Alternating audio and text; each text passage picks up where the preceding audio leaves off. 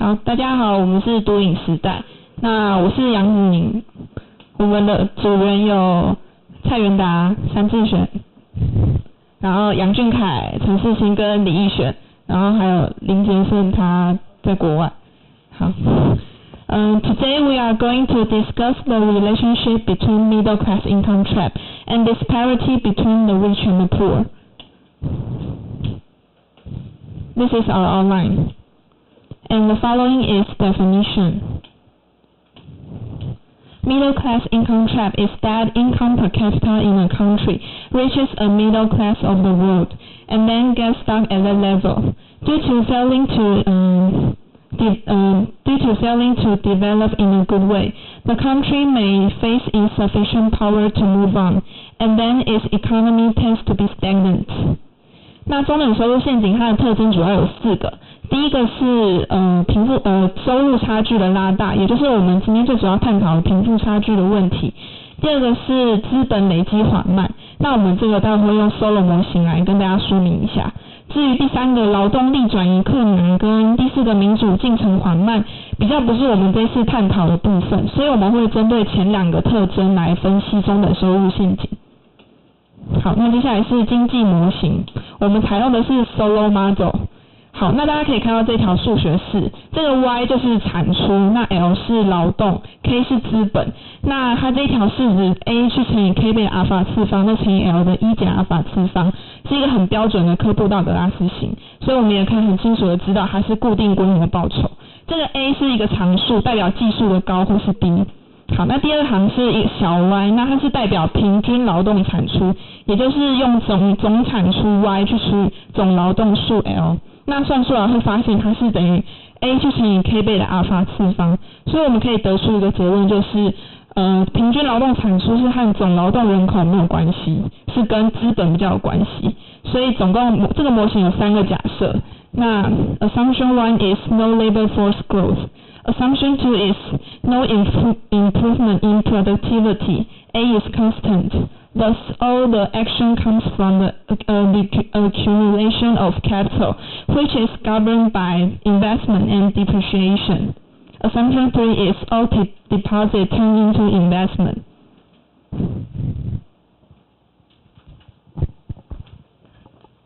At any point in time, the change in the capital stock is the difference between the investment and the depreciation. If I represent the quantity of investment and D represent the quantity of depreciation, then the change in the capital stock is represented as below. 那下面它是对这些符号做一些定义，那这就是在不同时间点它 K 的值的不一样造成的 delta K。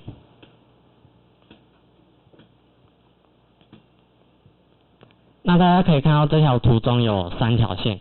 那我们先看下方的斜直线，它代表是折旧，那对于资本来讲，它是资本的减项。那再看下面的曲线，它代表是投资，那对于资本的角度来看，它是资本的加项。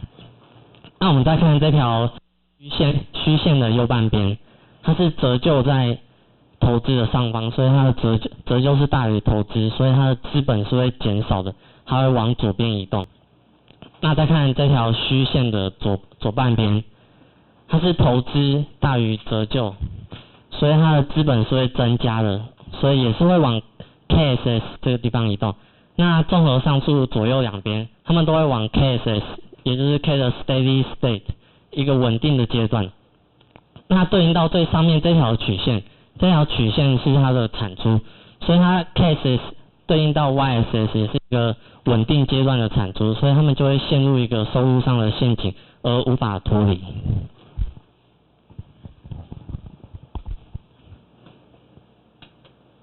接下来由我跟大家介绍我们估计出来的统计回归模型。我们阿尔法值是 0.05， 然后我们用的软体是 Stata， 在经济领域还蛮常用到这个软体的。然后我们先看到那个右上方的表格，这一块右上方这个区块，第一个就是 number of observation， 就是观察值。我们的统计资料总共从1985年到2014有30年的资料，然后在下面就是 PROP 这里，它这是 P value，然后我们 P value 是小于 0.05，这个我们 P value 是0，然后这个代表是整个模型是否具有解释能力，然后小于 0.05的话代表是显著。再来是 R square，R square 就是模型的配适度，然后在经济领域方面大于 0.8 是配适度模型较佳，然后大于 0.8 是配适度较好，然后我们的R square 有 0.9616。再来就是下方的表格，下方这个有一个 coefficient 这是系数，然后这因为不是简单回归模型，所以我们那个数值的大小我们就不讨论。然后但是我们要看的就是它那个正负号问题，正的就是正相关，负的就是负相关，大家应该都知道。然后下面这个 P， 这里还有个 P， 它这里就是也是 P value， 但是它代表的意义就是个别变数是否具有解释能力。如果一样是小于 0.05 的话，代表它是显著的，然后具有解释能力。但是你也可以看到我们的有一个变数里面有一个是消费率，然后我们消费率是大于 0.05， 代表消费率是呈现不显著。好，你的回归式在哪？回归式。怎么上页？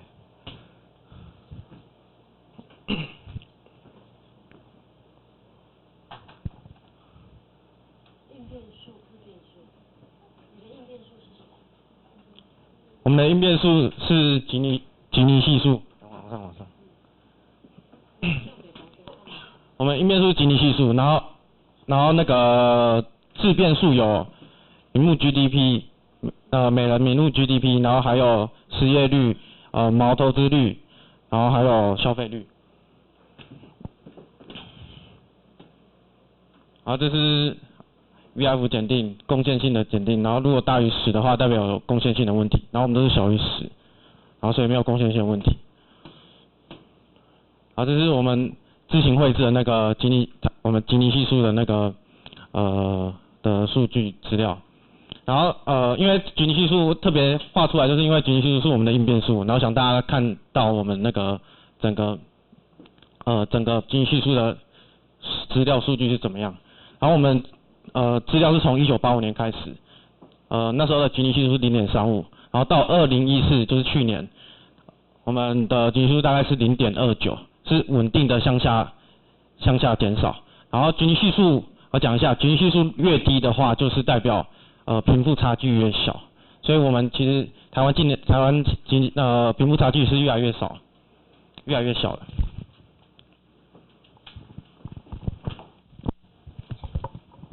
好，接下来要介绍的是各项变数和吉尼系数之间的关系。首先第一个是人均名目 GDP， 大家可以看到它跟吉尼系数呈现负相关，那因为跟我们一般经济直觉并不相符，所以我们试着找了其他国家的数据。那大家可以看到这是2011年的资料，挪威、卢森堡、瑞典、奥地利都是高所得但是吉尼系数却偏低的国家，因此我们认为 GDP 和吉尼系数呈现负相关可以为一个常态。第二个是失业率，失业率从回归结果也可以看到也一样呈现负相关。那我们跟老师讨论过后决定分成2个阶段讨论，第一个是1984年到1994年，第二个是1994年到2014年。首先是1984年到1994年的吉尼系数与失业率，这10年数据和吉尼系数呈现正相关。我们认为失业率上升，无所得人口易增加，而当其他情况不变，我们讲这个情况会导致这个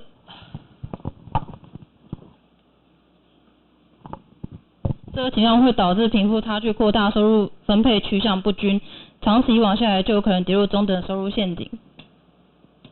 第二个是1994年到2014年的吉尼系数与失业率，大家可以看到 R square 因为太小，配适度太低，以及呈现负相关，因此我们不予分析。第三个是投资率，投资率与吉尼系数呈现正相关，这代表投资率会影响一个国家的投资资本，如果资本过低，将会导致生产无效率 ，GDP 停滞不前，长此以往下去就有可能跌入中等收入陷阱。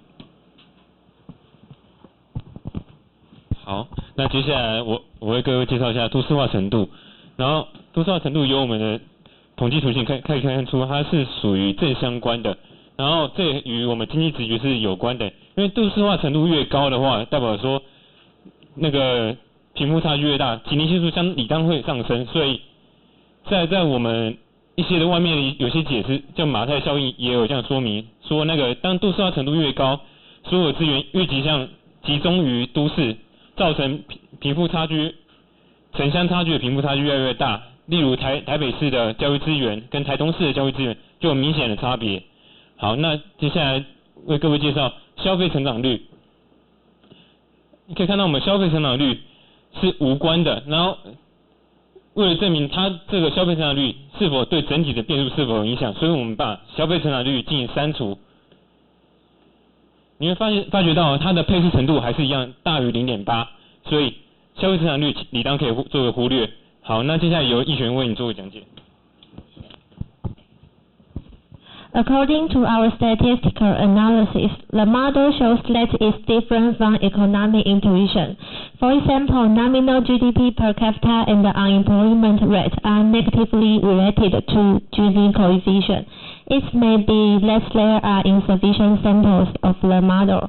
However, it doesn't mean that the whole model is not significant. 然后我们的小节有一个是说，根据收容模型，当一个国家的投资额趋向一个固定的程度时，则这个国家的国民所得也会朝向那固定的额度成长。根据我们的资料来看，台湾从2001年到2014年的毛投资额占国民所得的投资比例约在24%上下。虽然比例没有大幅度的变动，但实际上投资额是有增加的，因为投资额增加的同时，国民所得也在增加。所以我们推断，台湾的投资额并没有如收容模型所叙述的停留在一个固定的额度，使得国民所得也停滞不前。另外，从投资额有逐渐增加的趋势，我们认为台湾并没有陷入中等收入陷阱。然后一般认为，当一个国家陷入中等收入陷阱的时候，国民所得的差距扩大达到一定的程度时，会使得私人消费减少，然后使得总需求衰退，进而使得经济增长将完全失去动力。单就我们的统计模型而言，消费成长率跟吉尼系数是无关的，也就是说，消费成长率的变动并不会影响到吉尼系数，所以我们推断台湾目前是没有落入中等收入陷阱。以上是我们的报告，谢谢大家。然后你们有问题吗？欢迎大家踊跃发问。这个就好过了。不用害羞，不用害羞。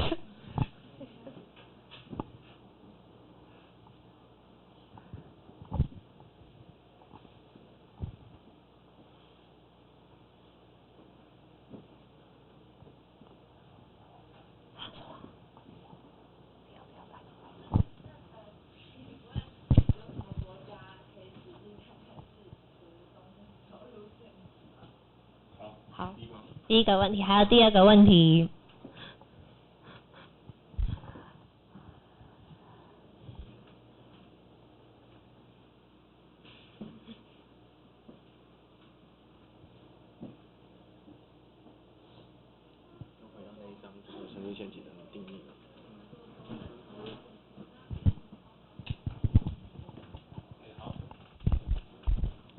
好，还有最后一个问题。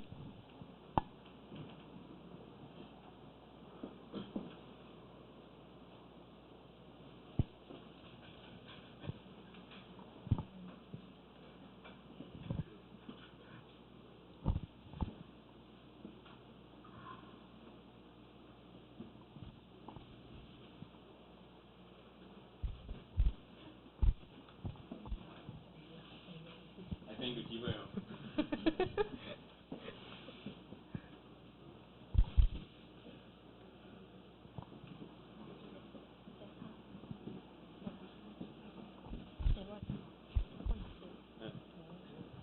台湾在什么样的情况下有可能会陷入中等收入陷阱？OK。对，3个问题，好。刚刚第一个问题是说有哪些国家是中等收入？那其实很多中南美洲的拉美国家都是在中等收入线，那最有名可能就是阿根廷。那像阿根廷它的吉尼系数就蛮高，就是它的贫富差距很大，它吉尼系数可能最高的时候有到0.6，那现在可能是0.4、0.5上下这样。然后像台湾之前也是，只是因为台湾的收入在世界上已经超过了世界银行它的定义，因为台湾的收入可能比较多，可是其实台湾也有点类似，因为我们的收入也是有点停滞不前的现象，这样。针对第二个问题的话，那我就以新加坡为例好了。然后就是新加坡当时它采取的方式就是技术移民，然后以及使它的教育的程度提升，那与国际化接轨，然后让技职教育更容易步入职场，而不是说学术化的东西充斥太多。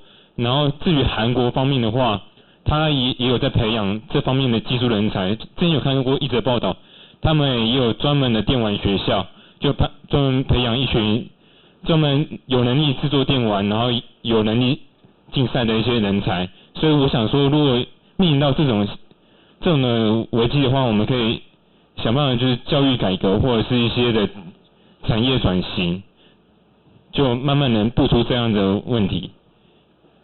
不知道有没有回答到你问题 ？OK， 好。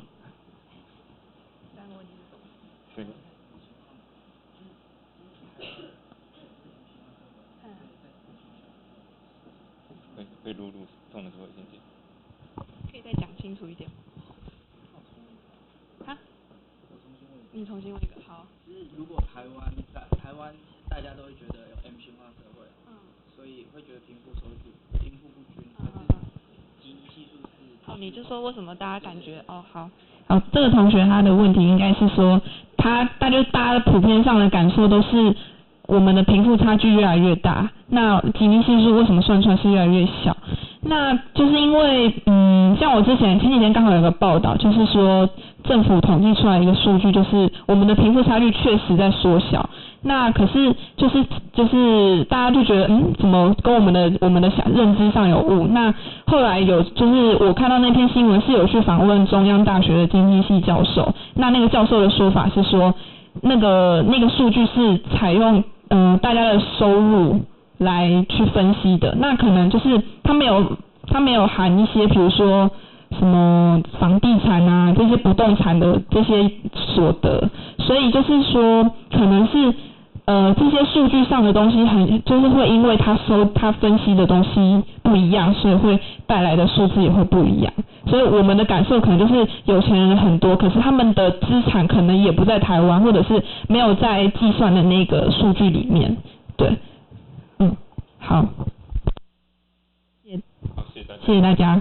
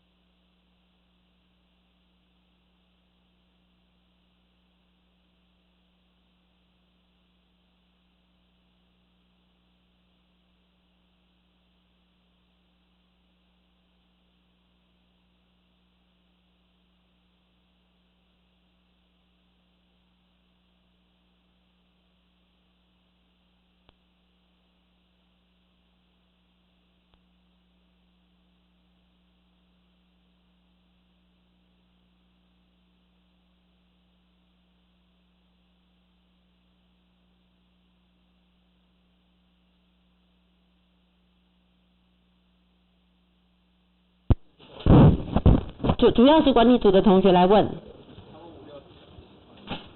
好 ，OK， 来，没关系，我可以请问一下，这一些题目有多少人复议？来，9至83页，这什么？540是什么意思？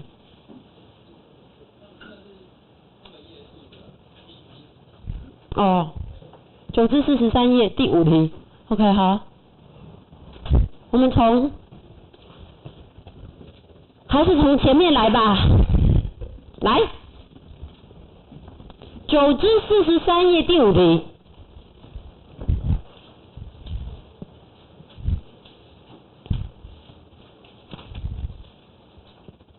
这是一个直线型的生产方式。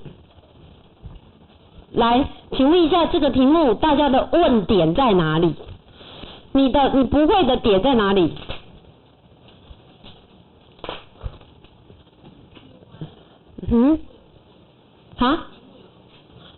你这题目有错吗？有没有人同时觉得这个题目是有错的？9至43页这个题目有没有错？它到底是题目错，还是答案，还是你们不会？Hello， 有没有人要同时问这一题？有没有？这个题目我倒是很神奇的，第一次听到有人要问呢。我这一题没有听过有人要问我这一题哎。来，有没有人同时复议这一题？有啊，有人同时复议这一题吗？9至43页第5题是吗？有吗？有一位。好。Suppose there is a country producing two goods with the following technology。这个呢，直线型 QS 就等于 LX，QY 就等于 LY。Suppose that 假设 labor supply is fixed at 60 units， 那么呢，你的劳动供给呢是固定在50单位的，然后呢，你的资本供给呢是固定在100单位的，可以吗？可以哈。好，来换言之怎样？换言之，你的 LX 加上 LY 等于什么？等于 L 8是多少？50，对不对？你的 KX 加上 KY 加起来是 K 8是多少？100，行不行？可以了哈。Consumers， 然后呢，消费者怎样？然后呢，你的 QX 是 LX， 你的